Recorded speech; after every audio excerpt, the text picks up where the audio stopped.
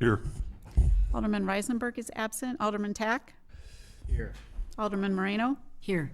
Alderman Bushman? Here. Mr. Chairman, you have a quorum. Thank you. For our agenda, the first item is a consideration of the minutes from the prior meeting. Could I have a motion to approve? So moved. Second. Second. All those in favor? Aye. Opposed? Motion passes. Thank you very much. The second item will be presented by our Director Holub, the fiscal 2018 supplemental appropriation ordinance. Director Holub? Thank you, Chairman Morris. While the city does adopt an annual budget, the legal mechanism for approving expenses of the city is through the appropriation ordinance. The city adopts the budget the first meeting in May, the beginning of the fiscal year, and then adopts the appropriation ordinance by the end of the first quarter of the fiscal year. There may be on occasion expenses that come up throughout the year that were not anticipated in the budget and therefore not included in the appropriation ordinance. So what we do at that time is at the end of the year approve a supplemental appropriation ordinance, which now gives the legal authority to make those expenses. So this item is included both on your Finance Committee agenda and your City Council agenda this evening. The write-up did provide a summary of the 5 funds requiring a supplemental appropriation this year, as well as the reason why those were needed. But I would be happy to answer any questions that you may have. Here, I'll take questions from, we'll start with Alderman Yes. Bushman on the end. Thank you.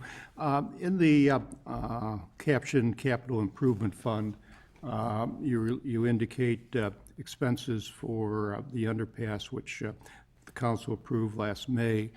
And it was my understanding that they were going to be 100% funded by another source. Is that still the case, that it's our expectation, but you feel there's a need to book it now and recognize the funding later? Right, so what happened was when the city council approved the 281,000 and change in May of 2017, that was not anticipated and included in the FY18 budget. So what we did was included it in the year-end estimate, necessitating the supplemental appropriation, and that will allow you to roll it over to FY19 in July as part of the appropriation ordinance approval. Because we don't anticipate those expenses occurring before April 30th, but we just wanted to get it on the record so that it's included in the budget next year. Right, but if it's funded by a third party, it becomes a zero. It's zero net, but we have to look at the expenses on the gross side for appropriation authority. Okay, thank you. Alderman Moreno. I expect that there's very little trend analysis that one could do from year to year in the supplemental, but at least as a total amount or trend by category, is there any trend analysis that has any valid information for us? At least for the 6 years I've been here, it's all been very unique situations. Thank you. Other questions? There being none, entertain a motion to approve the 2018 supplemental appropriation ordinance. So moved. Second. All those in favor? Aye. Opposed? Motion passes. The next item is pension funding and policy revisions. And Director Holub is going to give us a briefing on that. Thank you. Again, this item is also on your Finance Committee and City Council agenda this evening. The pension funding policy was originally approved a few years ago, but based on changes that were made for the 4/30/17 actuarial evaluations for police and fire pension funds, it necessitated an update of the pension funding policy to record those changes. Your packet does include the changes in revisions mode so that you can see clearly what the changes are. But they did include a change to the salary increase assumption and the payroll growth rate assumption. We also made a change in Section 5 to reflect that both property tax and public safety pension fee revenue is now used to fund pension costs. And the Finance Chairman has recommended in Section 7 that future amendments be reviewed every 3 years instead of every 5 years. Right, and as you know, the pension subcommittee, Alderman and myself we've looked at this. We're going to continue to come back to the council with updates on the modeling that we've done, especially with the change in the year finishing of 2041 going away. We'll come back with updates on that on a periodic basis to keep everybody appraised. And we'd like to aim towards a 6% funding metric in the model if we can afford it. So as we go down from 7 to 6, the cost goes up. So we'll continue to keep you posted on that. Right, but I think we compensated for that by lowering the target funding ratio from 100 down to 90, or even looking at 80, so. Right, exactly. Questions, Mayor? Inherent in what you just said, but let me just say it explicitly, is that the council has been looking at this very hard for a year. There's been many, many hours spent on it by individual aldermen, subcommittees, finance meetings, workshops, and so forth. And I, for one, am thrilled that, once again, the smart people who come forward to volunteer on boards and commissions here in the city. Specifically, I will do a shout out to Alderman Morris and Alderman Newman, who, with Elizabeth Holub, our city finance director, and Bob Kiley, really have come up with something that really works for Lake Forest. It's something to be monitored, but we're going to make some changes to our pension funding policy, which bends the rate of increase down quite a lot in the coming years. Number one. Number two, it's a much fairer and better intergenerational equity solution for the citizens of Lake Forest, and a number of other benefits. It is complicated. It is difficult. Some of it is sort of made that way, I think, beyond what it needs to be. But this is a bit of a breakthrough. I'm still tickled that we came up with this that actually is a much better outlook over the next, well, frankly, few decades. So Right. what we're voting on here tonight, bottom line, has been scrubbed and is the work of some really bright and hard work. I would add that all the assumptions and all the variables are dynamic and ever-changing, and so you can't go to sleep on any of this stuff. You have to look at it, depending on what Mr. Market does, you have to look at this once or twice a year just to make sure you're on track. So I do think we set the model for the future to make this easier. Yeah, yeah. Very good. Questions, Alderman Marino? Thank you. I realize that we are not market timers, and nor am I personally, unfortunately, perhaps. But when I think about the pension fee, and I think about what we've been talking about in utilizing our funds more efficiently, I also do get concerned about the fullness of valuations in the market. And I realize that we have very conservative investment standards. But I would welcome the chance to better understand how the timing between collection or allocation of funds and investment, how we think about that and how that happens. Does it happen quarterly? Does it happen annually? When do Sure. we go from funding to investment? Why don't, we have another Finance Committee meeting coming up in July, I believe. So why don't we come back in July and we can talk about that? Thank you. That would be great. Good question. Very good. I entertain a motion to approve the pension funding policy revisions. So moved? Second? Second. Second. All those in favor? Aye. Aye. Those opposed? The motion passes. Then we'll go on to the purchasing policy revisions. Again, Director Holub.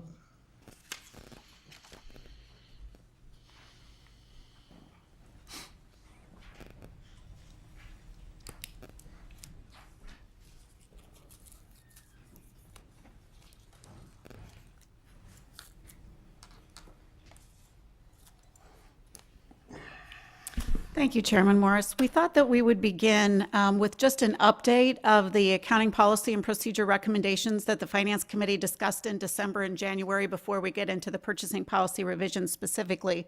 But this slide just shows the 7 recommendations that came out of those 2 meetings and provides you a status as of today's date on those recommendations. So as we reported in January, the City Council Finance Chairman is already receiving the monthly contingency report in addition to the city manager.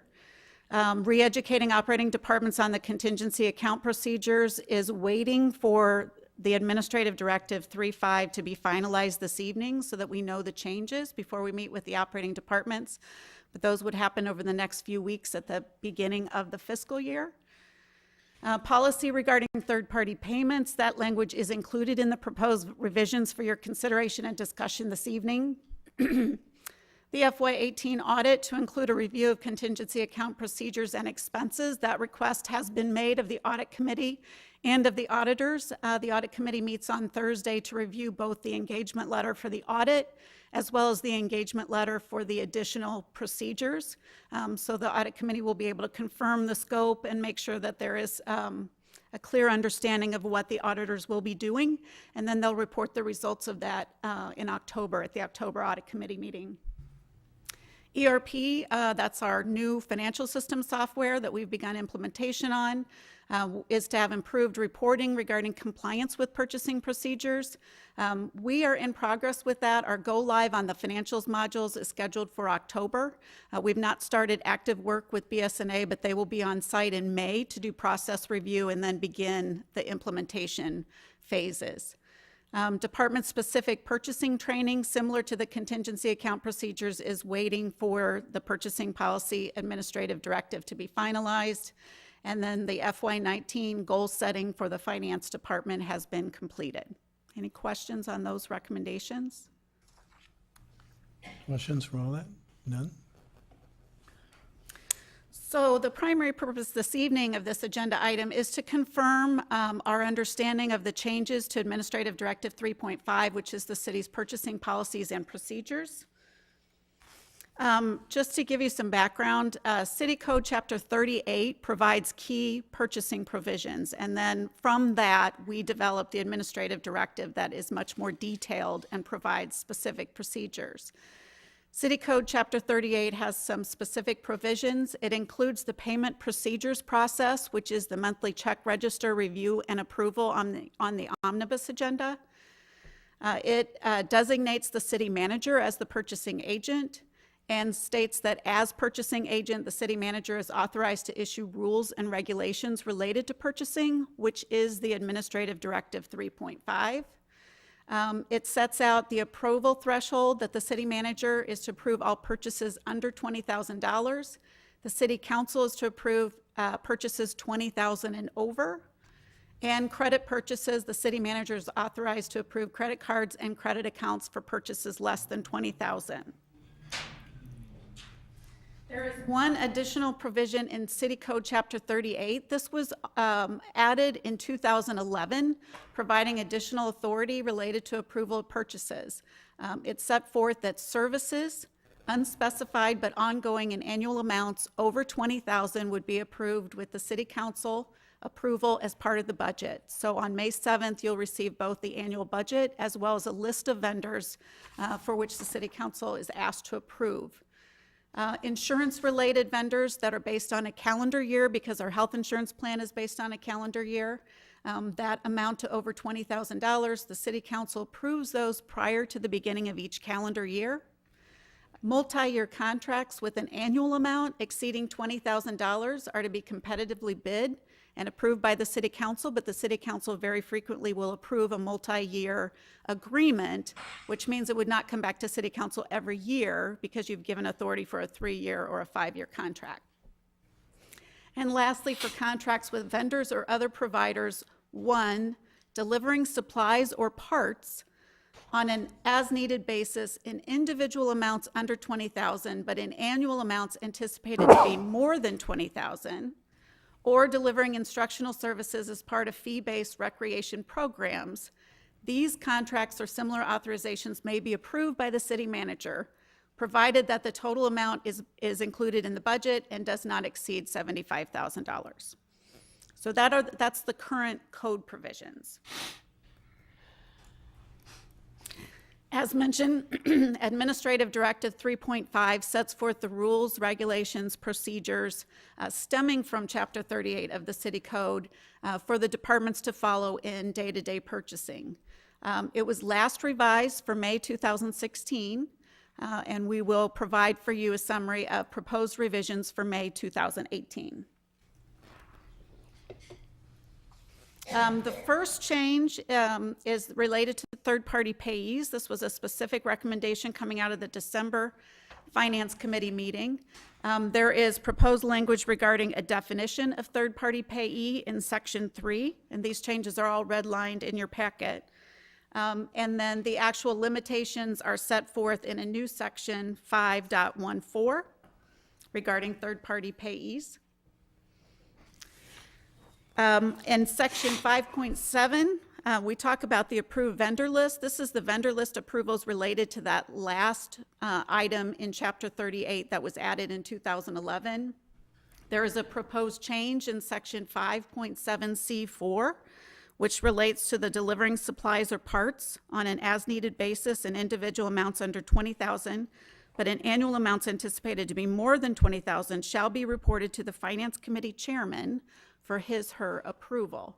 One thing that we have noted is that, one, it will require a city code change to just match up Chapter 38 with Administrative Directive 3.5, but also that for vendors used by multiple departments, we may not be able to identify this before it's 20,000, but we'll be running a report every month for the finance chairman related to year-to-date payments, and we'll be able to ratify and catch up any vendor when they encroach upon the 20,000 in aggregate. Yeah, I just want to comment, Alderman Marino asked for some oversight on vendors where there are multiple purchases, not over 20,000 any one shot, but over the course of the year. Turns out to be kind of difficult, Home Depot being a good example where departments are buying throughout the year. But we are making an effort to try and anticipate vendors that might qualify for that, and then retroactively, if they do cross over, they'll come to our attention. So, Thank you. Section 5.15 is a very minor change, but in the course of our review, we felt that we didn't really explicitly talk about the tax exempt status of the city, so we wanted to reflect that in 5.15. Section 11 is a completely new section to Administrative Directive 3.5. The contingency account administration procedures had been an informal procedures document prior to us beginning to talk about these discussions in December.